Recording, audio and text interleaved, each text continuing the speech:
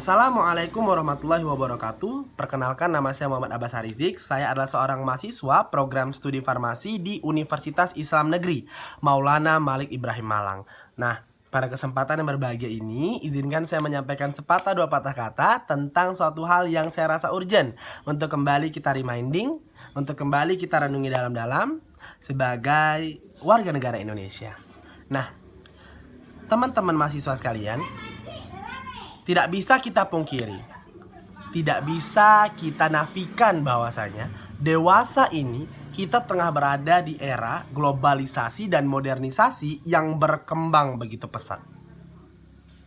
Hal ini ditandai dengan adanya kecanggihan teknologi atau kecanggihan digital yang seringkali kita sebut sebagai digitalisasi.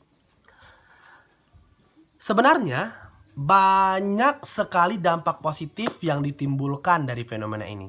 Salah satunya adalah mudahnya akses komunikasi dari masyarakat belahan bumi manapun atau di sudut bumi manapun untuk saling terhubung satu sama lain. Kemudian peningkatan efisiensi dan efektivitas di berbagai sektor atau di berbagai lini, mulai dari pendidikan, ekonomi, industri, politik, pengembangan keilmuan, dan lain sebagainya. Nah, akan tetapi, sebagaimana pisau bermata dua, ada sisi positif, tentu ada sisi negatif. Sisi positif itu kita interpretasikan sebagai sudut tumpul atau sisi tumpul dari sebuah pisau.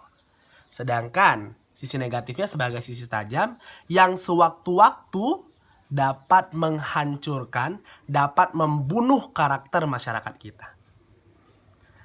Apa dampak negatifnya?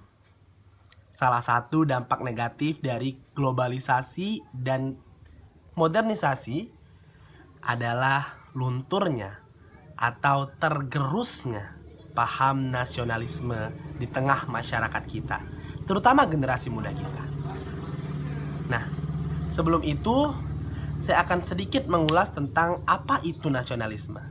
Nasionalisme merupakan paham di mana sekelompok masyarakat yang berada di dalam suatu komunitas atau di suatu bangsa memiliki kesadaran untuk mempertahankan keutuhan bangsanya, untuk menjaga keutuhan bangsanya yang dikarenakan atau yang disebabkan oleh adanya semangat cinta tanah air dan rasa senasib sepenanggungan. Senasib sepenanggungan seperti apa? Dahulu pernah sama-sama mengalami kolonialisme, pernah sama-sama mengalami pahitnya imperialisme, pernah mengalami bagaimana masa-masa sulit ketika dijajah oleh bangsa lain. Nah, akan tetapi dewasa ini paham tersebut kian luntur. Salah satu sebabnya adalah globalisasi atau kecanggihan digital. Nah, kenapa hal ini bisa terjadi? Bagaimana globalisasi dapat merusak atau melunturkan semangat nasionalisme atau paham nasionalisme? Seperti ini.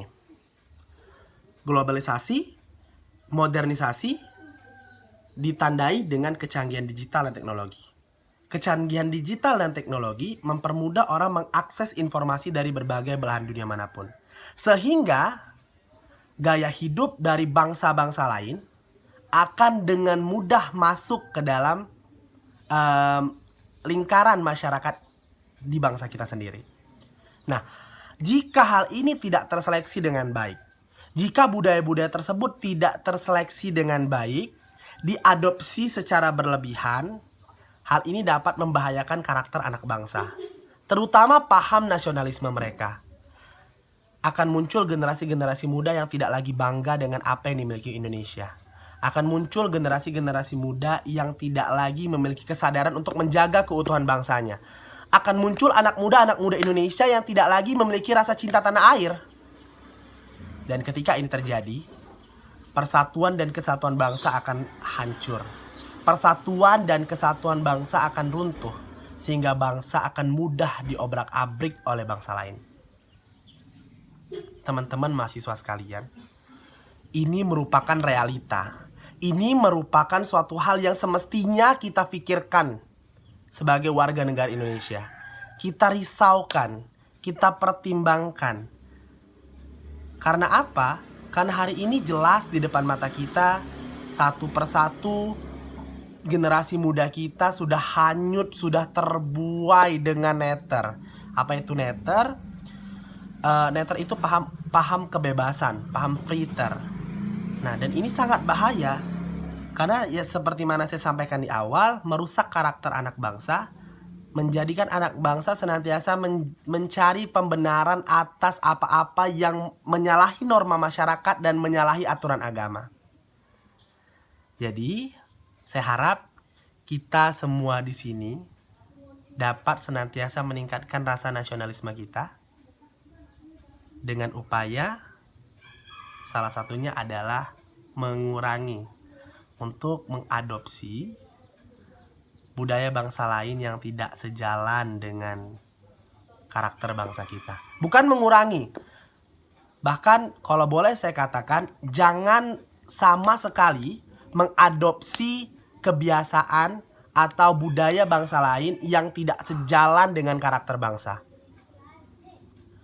Kemudian yang kedua, selektif dalam memilih informasi di dunia internet, di dunia maya.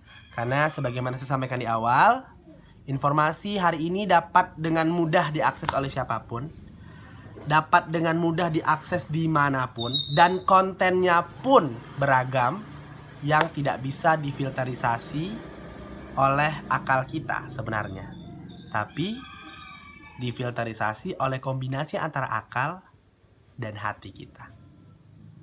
Sekian, salam mahasiswa, hidup mahasiswa. Assalamualaikum warahmatullahi wabarakatuh.